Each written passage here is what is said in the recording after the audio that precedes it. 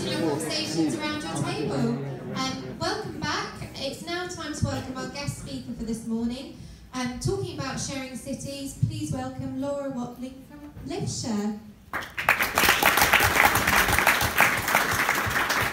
Good morning, everybody. Hope your breakfast was nice. And you've been watching the football, because that's all that's on my mind at the moment. So, very tense. So I'm talking about Norwich Sharing City today and Liftshare as well. So if anyone wants to get involved on Twitter, our hashtag is Norwich Sharing City. The Norwich Sharing City Twitter account is Sharing City UK, and Liftshare is at Liftshare, nice and simple. So, a couple of months ago I thought this was at the forum, and it's not. So I had thought, I'm going to start talking about the forum. And then I thought, I'm going to keep it in anyway, because this is cool. So, I guess because I have the forum on there, everyone can guess what this other building is, which is the original, the old library. Does anyone know what year that burnt down? 1994. I don't have a prize, but if I did, I would give it to you. So the old library burnt down in 1994. It was the biggest, the worst British library fire in living history. So as part of that, food companies donated refrigerated lorries to freeze-dry, waterlogged manuscripts, and thousands of people donated old books and pictures about Norfolk to replace the lost records. And the reason why I'm bringing this up, other than the fact that I thought this was at the forum, is that sharing is something we do naturally as human beings. So not only did people come together to try and refurbish these books and get everything back that was lost, people are sharing stories at the library, people are sharing knowledge at the library. So it's something we all inherently do. And here are some businesses that you may have heard of that are part of the sharing economy now, or you may not have. I was saying to Lara earlier, before I started working at Liftshare, actually I didn't really understand what the sharing economy was. I knew about Uber, I knew about Airbnb, but I didn't actually realise they were part of this larger economy. So there's businesses that work within travel, such as Liftshare, which we'll come on to. Offo, which are the yellow bikes in the city. Norfolk Car Club, you may have seen those about.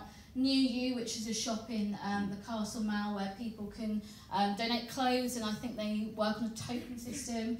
Lumi, which is a new project by Norwich City Council, which is shared space, skills and knowledge. And Norwich Farm Share, where you can go and work on farms and share resource, share food, essentially. So what is Norwich Sharing City? Basically, we're trying to get Norwich on the map. So we're a non-for-profit campaign to become a lead sharing city by 2020. So some cities that have already done that are here, so Amsterdam, Seoul, New York City, they're all part of something called the Sharing City Alliance. So being part of this sort of Sharing City Alliance is something that enables access to knowledge, goods, services and money. And by working together we can solve and create new opportunities to benefit everyone. So it's pooling resource and sharing resource. This is because the world is finite. There's only so much resource we have on the earth, but sharing is infinite. So once we can share things together, then we have an infinite pool to use. From a business perspective, the lack of resource and money is something affecting millennials. That's something that we're seeing as a business now, is actually our target market is the millennial. They don't look for money as much, or they don't look for buying things as much. It's more about experience. And we know as well within the business world, millennials are looking for businesses that are offering more. So they're not just looking to go and work and progress, they're looking for businesses that are offering schemes perhaps, so such as how they get into work. Is it a cycle scheme? Is it Liftshare? Is it something that's going to benefit their health and well-being? And of course the millennials are the future for businesses today. So we recently undertook an event which was a Sharing City event at the forum, which is ironic now looking back, and the focus of that was transport, skills, space and things. So we had many businesses from Norwich coming together, or from Norfolk really, to talk to people, whether that be businesses or the local public, about the sharing economy locally and what is available to people. So in terms of transport, we've got things like Liftshare, so the public or businesses can share their journey to work together, be that as a passenger or as a driver. I will come on to Liftshare in more detail, so I won't go over that. Good Gym, who run and help, they run, that was the first point. And they help the community, so it's a meaningful way to exercise. So I think they all gather together, they go on a sort of 5k run, and then they might go and dig up some allotments or paint some sheds, that sort of thing. There is a business called Inlet, which is an insurance company that works for the businesses within the sharing economy. So, for example, they will help for insurance for places like Airbnb. And Grab It, which is also a local social enterprise, which I don't know if has anyone heard of Grab It? It's a really interesting concept. So basically, it's instantaneous. So if you want to go and get some shopping, you can say, oh, I'm going to go to the supermarket, does anyone need anything, basically? Or the other way around, someone will say, okay, I need some toilet rolls, can anyone go to the shop? So it's a really instantaneous thing. So again, it's helping each other, it's pooling resources, it's pooling travel.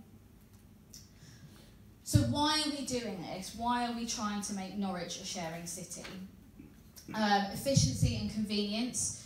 So sharing of assets, as I said, we've got a finite world, but we've got an infinite pool of resource that we can use.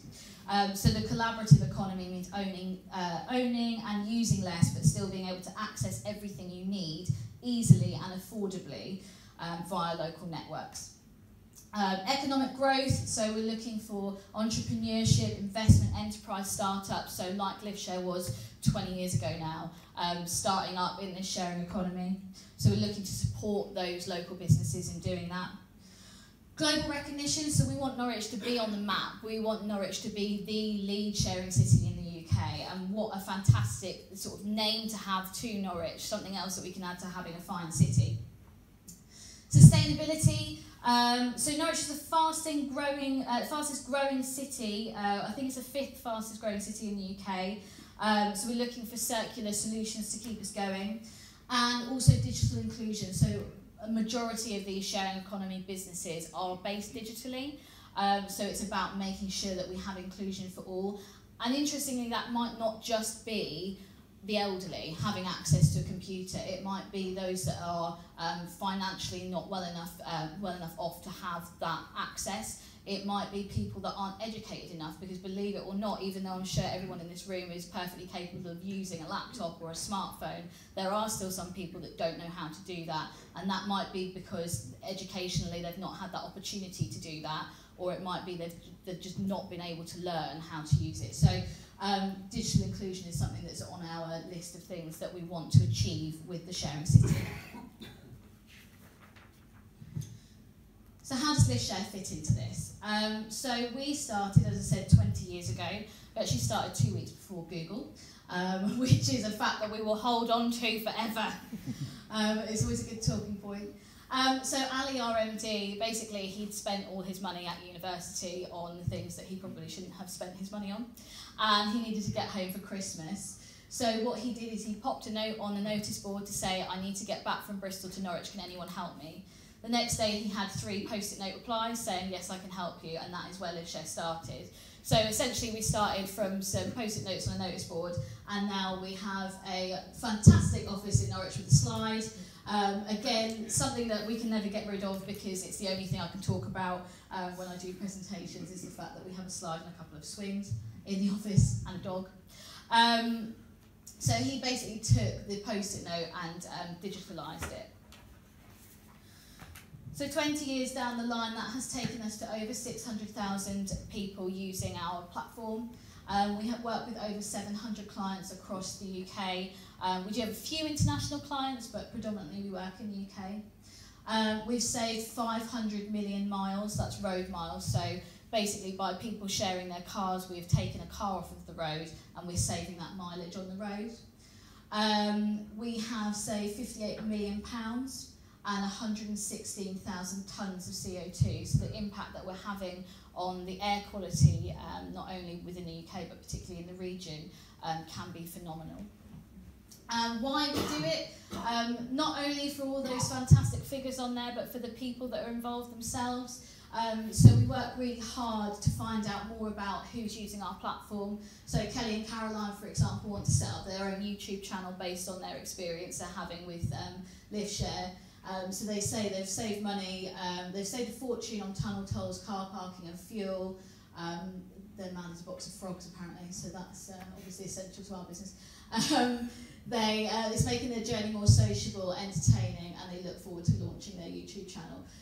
So one of the key things that we see coming out of these lift shares is not only the impact that people are having on their pockets and on the environment, but also their health and well-being, which we know, as I mentioned earlier, is really important now, particularly with the younger generation coming into the workplace. It's not something yet that we have some particular statistics on, but it's something that I want to work on. But more often than not, sort of 9 times out of 10, people will come back to us and say, I found a friend. So that's really important to us to keep that story going. In terms of the clients we work with, as I say, we work with clients all over the country.